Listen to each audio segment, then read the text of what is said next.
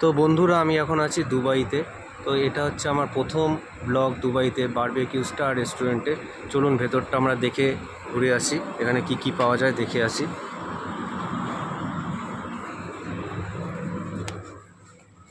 দেখতেই পাচ্ছেন রেস্টুরেন্টটা খুব সুন্দর।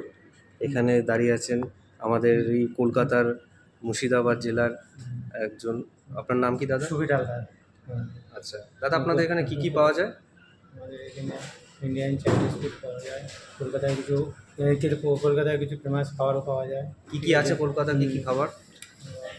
কলকাতার মধ্যে ইন্ডিয়ান খাবার বলতে যেমন paneer masala, paneer chilli dry, veg paneer हो गया, पनीर हांडी हो गया, चिकन का आइटम, চিকেনের অনেক রেসিপি পাওয়া যায়, মাটনের অনেক রেসিপি পাওয়া যায়। ঠিক আছে।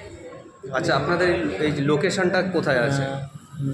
Dubai, Dubai Al Barsha, Dubai Al Barsha, Al Barsha 1। Al Barsha 1। আর আমাদের এইখানে কিভাবে আসবে লোকে যদি এখানে আসতে চায়? দুবাই এসে আলবার্সা মানে আসলে আমাদের রেস্টুরেন্ট গুগল ম্যাপে সার্চ করলে পাওয়া যাবে। প্রথমত এখানে অনেক প্রবাসী বাঙালি আছে, কলকাতায় ইন্ডিয়ান অনেক আছে, অনেক কাস্টমার আছে, তাদের সঙ্গে কথোপকথনও হয়। ঠিক আছে। ঠিক আছে, যত প্রবাসী বাঙাল ভাইরা আছে আমাদের এখানে, তা আমি সবাইকে বলবো আমাদের রেস্টুরেন্টে একবার ভিজিট করে যাবেন।